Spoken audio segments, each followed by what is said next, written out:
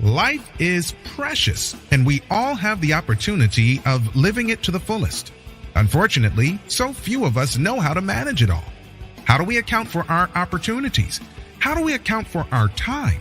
How do we account for our relationships, health, spirituality, homes, finances, influence, and careers? How do we account for the one life we have to live? I am so glad you asked. In this program, you will find answers to all of these questions and more. Welcome to the Account for Your Life podcast with your host, the healthy accountant himself, Jay Moore. What's happening, everybody? I want to welcome you back to this episode of the Account for Life podcast. And today we continue our series of Get Your Breakthrough Now. This is part two. This is part 2 of 7. Man, I'm super excited.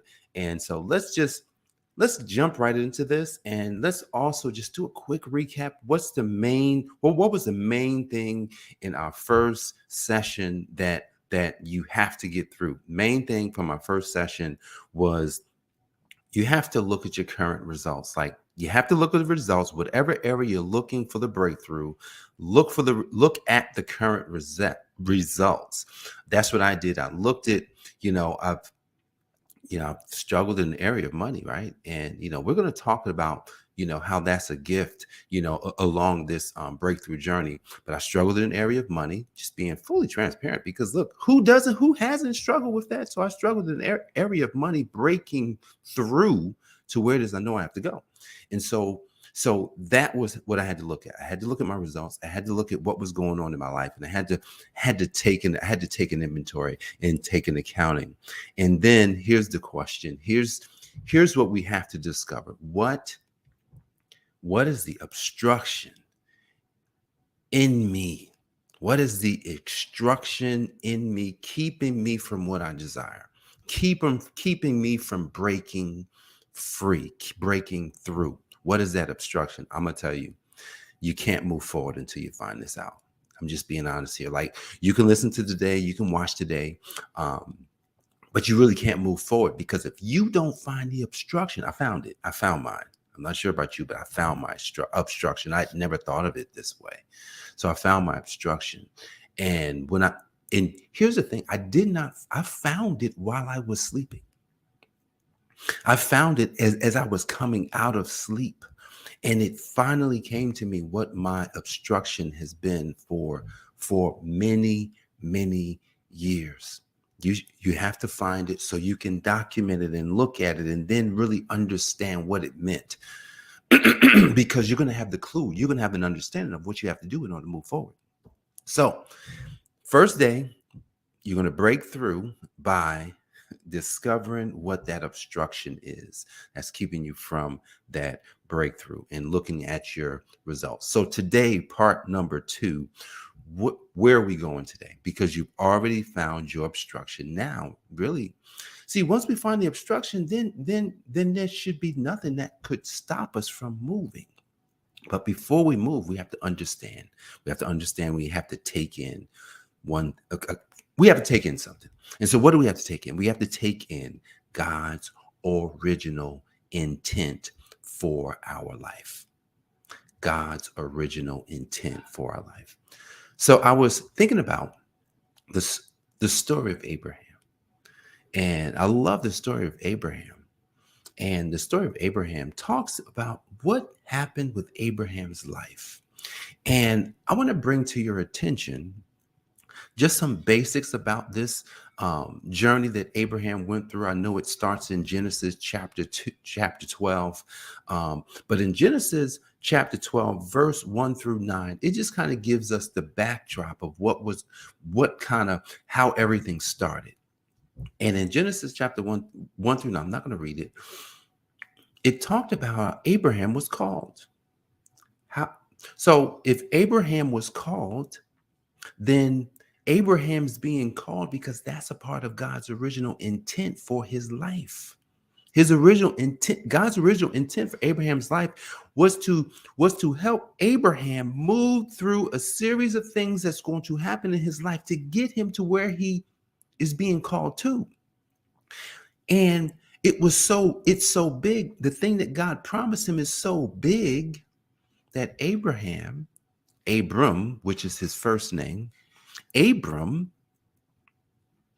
couldn't experience everything in in God's original intent, because when God speaks into our life, God speaks into our life in such a way that our life, it keeps going, because God's word is true.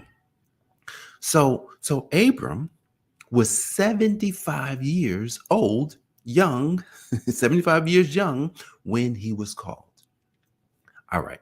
So let's stop right here, because this story, if you read the Bible, just like I've read the Bible, you read the story, you understood what happened with Abraham. We sang songs about Abraham. Father Abraham had many sons had Father Abraham. I am one of them, and so are you. So let's all praise the Lord, right on, left on, right. You may have heard that song before. I used to sing that song all the time, not realizing that Abraham, out of all the people living at that time, he listened. See, I think we get confused. I know I've gotten confused. When you hear God called Abraham, or the word of the Lord came to the man, did he actually come up physically to him? No, I don't believe he did. Just like, who's writing the book of Genesis? Moses. Was Moses face to face with God? No. Now, Moses had to learn all these things from God. More than likely, he learned them in a vision. Just like how I'm kind of sleeping, and then all of a sudden I get a message because I had a question. What's the obstruction in me? And then all of a sudden the answer comes. I got a couple of answers. I can't reveal where I'm really going with this series, because I don't want to spoil it for you.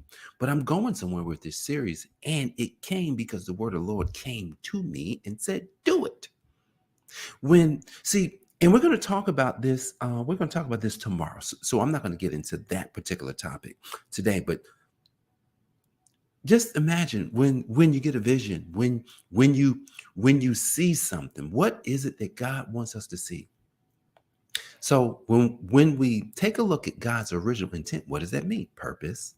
God's original intent for your life is the purpose for which he created you.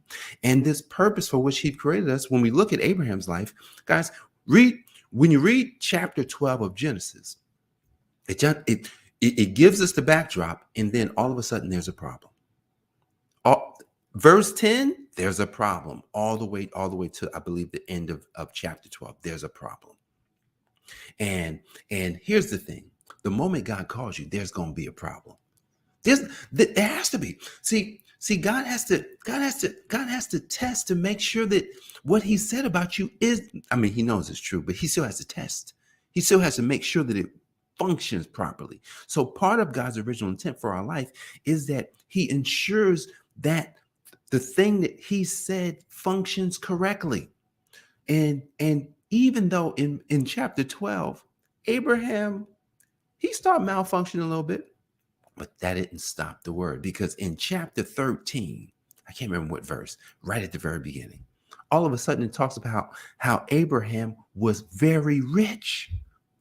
So think about this. God gave Abraham, even though he wasn't perfect, perfect, God gave Abraham riches and cattle and silver and gold, and it says he was very rich.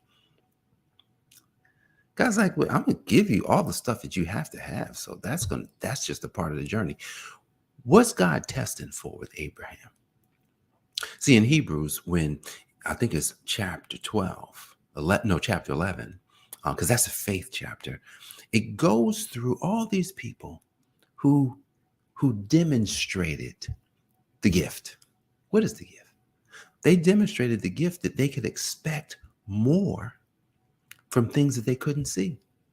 What does that really mean? It means that they had faith. They installed the function of faith into their life. That's what they did. I was recently talking to my niece back in December, and she is amazingly gifted. She's amazingly gifted at playing instruments, especially, the keyboards, the piano. She plays the drums, she plays the guitar, she sings, she writes. Like, she is so creative, and she is off the chain.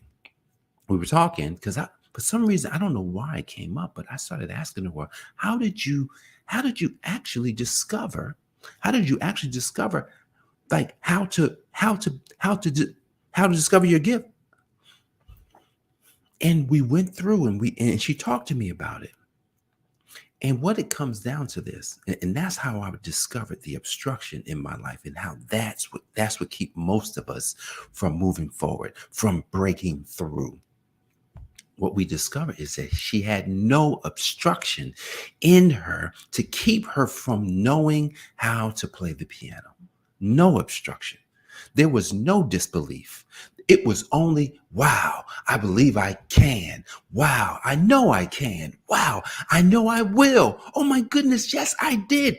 And that's what happened for her life. She had no obstruction, and she moved in the expectation that God had already planned with her. God's original intent for her life started with, let me go ahead and give you that. Like with Abraham, he's going to give Abraham's going to be a father of many nations. He didn't give that to him first. Oh, check that out. He did not give him fathering first. What did he give him first? He gave him riches first. Why did he give him riches? Because he needed it. Because he had already demonstrated the fact that he had no obstruction about what God said to him. God said, Abraham, I'm calling you, to another place. And Abraham said, man, hey, I'm ready. Let's go. And he went. So he counted. Listen, God counted that as righteousness. Think about it. God counted what he did as righteousness. And because he counted it as righteousness, then Abraham, he didn't even have to break through with anything. Now, he did have to break through. What did Abraham have to break through? Lying. Yeah, he had to break through lying. He finally realized he had to break through lying. But he didn't break through immediately. But he did have to break through. It took Abraham 15 years. Check this out. He was called at 75. Didn't have that baby until he was 100. Isaac, at least. They tried to manipulate the situation. Guys, how many of you have tried to manipulate to get your breakthrough? I could raise my hand there. I've manipulated to get my breakthrough. I've did the little white lies. I've kind of like, cut some corners here and there because I wanted more money. Or maybe I did a little bit of this, little bit of that. I was manipulating to get. Now, here's the thing. God blessed me otherwise. He blessed me otherwise. Just same as Abraham, I was getting blessings, but in the area that God is calling me into, you do not get the full breakthrough there until it's time. 15 years Abraham had to wait before Isaac came along. But they did try to manipulate the situation, which I did. Maybe you've tried to manipulate. So at this step, you're probably going to want to ask yourself, man, have I tried to manipulate God's intent for my life? Write that question down. Have I tried to manipulate God's intent for my life? That's if you know what that is. Now that I know what it is, look, God called me into the realm of money. I have to manage money well. I have to help people to manage money well. I have to have money. I have to be able to manage money. I have to be able to help people to manage money well. That's what God called me into, but I was terrible. The thing that we're terrible at is where God's calling us to. I'm telling you, it's so interesting how this works. So God's original intent requires us to install what? It's not even an installation because you already have it. We have to activate the faith function. We have to activate our expectation for what it is that we know we can't see, but we know we can see it. Did I say that right? Yes. What we know we can't see, but we know we can see it. Like I can't see the fact that God's called me into a place where I've never been. But then I know that God's called me there because he's shown it to me. He showed me how easy it would be. He showed me how simple it would be. But he gave me a stipulation. He says, you will call on my name and you will keep my name in your mouth and you will constantly move. You will constantly move towards who I am. Tomorrow, we're going to talk about the kingdom success formula. So let's do a quick understanding of where we are today. You're looking for a breakthrough and you found the obstruction in you. Now it's, what's the original intent for my life? And to discover the original intent for your life is to just ask that question. What is the original intent for my life? You just got to ask. That's the simple question. There's a lot of questions you can ask, but we're going to stick to what's the original intent for my life. See, within this process, that's when we have to expect God to answer. We have to expect to hear. We have to expect to just say, I know this is what it is. You have to expect it. You have to believe. You have to know. That's the faith function. You have to know that our greatest gift that God's given everybody is our expectation to know something, even though we can't see it physically. God's original intent for our life is simple. And by discovering your obstruction and then moving towards what the intention is, just moving towards, it doesn't require you to be like, so boom. But because you found the thing that you struggle with, then, hey man, let's just move there. Because you don't have to see something. You're not going to find something totally different. You don't have to find anything totally different at this point. Look, I struggled with money. I struggle with money. I've been in the money realm all my life. From the time I was a kid, I was into money. So I know that's where God's been calling me there from the time I was looking at the $20 bill. I was like, oh, this is so beautiful. I know this is in my future. I know I'm going to have this. I know it. I just didn't know how. And I didn't understand expectation. I didn't understand faith. And man, oh man, that's where he's calling me. What is God's original intent for your life? Look, I'm not telling you. Look, breaking through, would you rather break through or would you rather stay broke? Would you rather break through or would you rather stay broke? So if you would rather break through, it's important that you spend time on this. This isn't one of these things where, even though I'm going to do this in 7 days, this isn't something that you're going to potentially do in 7 days. But here's what you can do right now, and then I'm going to let you go. You can expect, you can believe, and you can move forward. That's it. That's what you can do today. You do not listen. You do not have to know anything. All you have to do is say, okay, let's go. Because let's look back at Abraham. Up to that point, there's no record of anybody being called.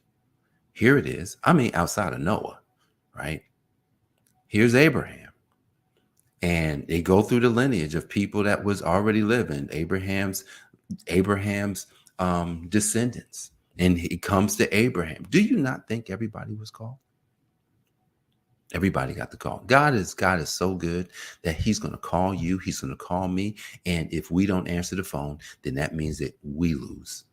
So Abraham listened, he heard, and he left, even though he had a home already. But he believed what he had heard, and God counted it as righteousness. What can God count as righteousness in your life today? Guys, I appreciate you for joining me for this episode of the Account for Your Life podcast. Jay Moore here to help the accountant help you to account for your life. God bless. I will see you on the next episode. Thanks for joining us, listening friends. We are so glad you invested this time with us. Always remember, you only have one life to live, so live it to the fullest. This has been the Account for Your Life podcast with your host, the healthy accountant himself, Jay Moore. Until next time, make it a great